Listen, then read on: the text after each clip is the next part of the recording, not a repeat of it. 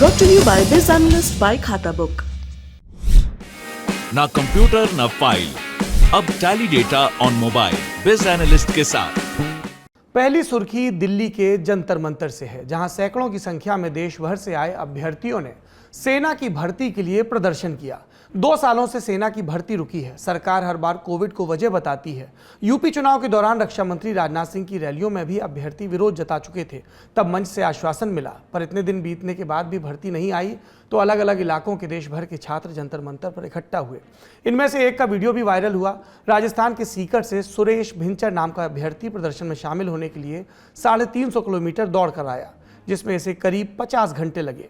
नारेबाजी करते हुए युवाओं ने सड़क पर पुशअप कर भी विरोध जताया। सुनिए और क्या कहा। कि आर्मी की जितनी भी भर्तियां हैं, कम्पिटेटिव जितने भी एग्जाम है, कोविड में 2 साल से एग्जाम नहीं हुई और बहुत से बच्चे एग्जाम नहीं दे पाए, तो 2 साल की सभी एग्जामों में छूट मिले। वो आर्मी हो, एयरफोर्स, नेवी, कोई भी एग्जाम हो, उन सब में 2 साल की छूट मिले। दूसरा हमारा मुद्दा है कि आर्मी की रैली भर्तियां नहीं हो रही हैं, तो सरकार जब तक नोटिफिकेशन जारी नहीं करेगी, एक शेड्यूल जारी नहीं करेगी ARO BRO का, तब तक हम नहीं उठने वाले हैं। 5 राज्य में चुनाव हुए हैं, 5 राज्य में करोड़ों की जनसंख्या में वहां पे वोटिंग हुई थी, मतदान हुआ था, तब कोरोना कहां था। अगली सुर्खी देश के प्रमुख राजनीतिक दलों की तरफ से है।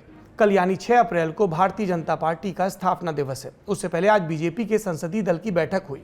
प्रधानमंत्री नरेंद्र मोदी ने बैठक संबोधित करते हुए सांसदों को सरकार की नीतियां गांव-गांव पहुंचाने को कहा। साथ ही जल संरक्षण पर जोर देते हुए सांसदों से अपने इलाके में जलाशयों पर काम करने को कहा।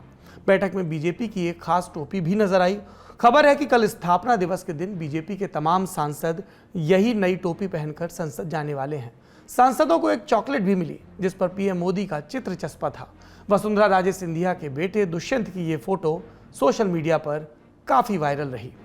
दूसरी तरफ कांग्रेस संसदीय दल की भी बैठक हुई। बैठक में पार्टी की कार्यकारी अध्यक्ष सोनिया गांधी ने सरकार को महंगाई के मुद्दे पर घेरा। सरकार पर ध्रुवीकरण के एजेंडा का भी आरोप लगाया गया। साथ ही पार्टी के नेताओं से आपसी मतभेद भुलाकर पार्टी के लिए साथ काम करने का आह्वान किया गया। इस बीच कांग्रेस के भीतर से भी एक खबर आई। कभी सोनिया गांधी के सबसे विश्वास पात्र रहे अहमद पटेल के बेटे फैजल पटेल ने पार्टी छोड़ने के संकेत दिए। फैजल ने ट्विटर पर लिखा कि इंतजार करके थक गया हूं, टॉप लीडरशिप से कोई प्रोत्साहन नहीं मिला है, अपनी तरफ से सभी ऑप्शन खुले रखे हैं। गुजरात चुनाव से पहले ये कांग्रेस को एक झटका माना जा रहा है। तीसरी सुर्खी, ईडी यानी प्रवर्तन निदेशालय ने शिवसेना नेता संजय राउत की पत्नी पर कार्रवाई करते हुए करोड़ों की संपत्ति अटैच कर दी। मामला 1034 करोड़ के पात्रा चौल भूमि घोटाले से जुड़ा है, जिसमें ईडी ने 11 करोड़ की प्रॉपर्टी अटैच की। 9 करोड़ की प्रॉपर्टी संजय राउत के दोस्त प्रवीण राउत की और 2 करोड़ की प्रॉपर्टी उनकी पत्नी वर्षा राउत की है। बताया जा रहा है कि इसमें अलीबाग में मौजूद प्लॉट और दादर का एक फ्लैट भी शामिल है। इस मामले में संजय के दोस्त प्रवीण राउत की गिरफ्तारी भी हुई थी। ईडी ने इस केस में पिछले हफ्ते चार्जशीट दाखिल की है और प्रॉपर्टी की खरीद में गलत रास्ता अपनाया गया था, ये इल्जाम लगाया है। संजय राउत की प्रतिक्रिया भी आई।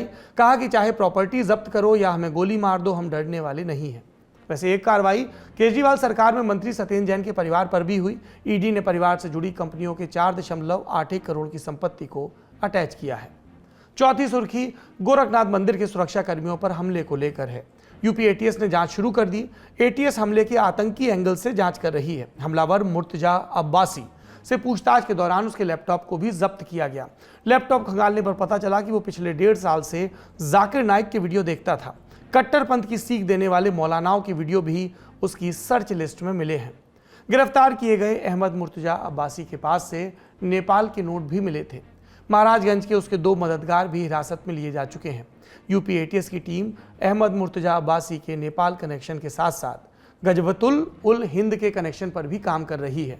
वजह, बीते साल लखनऊ में पकड़े गए मिनहाज भी अहमद मुर्तजा अब्बासी की तरह अकेले ही फिदाइन हमले की तैयारी कर रहा था। उसका हैंडलर पाकिस्तान में बैठकर उसे हमले की सीख दे रहा था।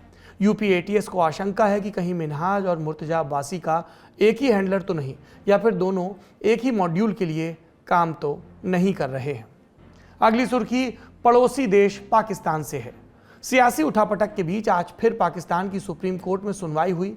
मुख्य न्यायाधीश उमर अता बंदियाल की अध्यक्षता वाली 5 सदस्यीय पीठ ने निर्देश जारी किए, जिसमें उन्होंने कहा कि अदालत केवल अविश्वास प्रस्ताव को खारिज करने के लिए डिप्टी स्पीकर द्वारा उठाए गए कदमों की संवैधानिकता का पता लगाना चाहती है। कोर्ट ने नेशनल असेंबली में प्रधानमंत्री इमरान खान के खिलाफ अविश्वास प्रस्ताव के दौरान सदन की कार्रवाई का रिकॉर्ड मांगा है।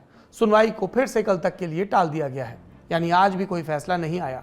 अगर कोर्ट का फैसला इमरान खान के पक्ष में आता है तो 90 दिनों के भीतर चुनाव का निर्देश है। हालांकि चुनाव आयोग ने कहा है कि 6 महीने से पहले चुनाव नहीं करवा पाएंगे। फैसला इमरान के खिलाफ तो नेशनल असेंबली की दोबारा बैठक और अविश्वास प्रस्ताव पर वोटिंग, और तब शायद शहबाज शरीफ के लिए रास्ता खुले। ये थी शो में सुर्खियां। आप चलते हैं दिन की बड़ी खबर की तरफ।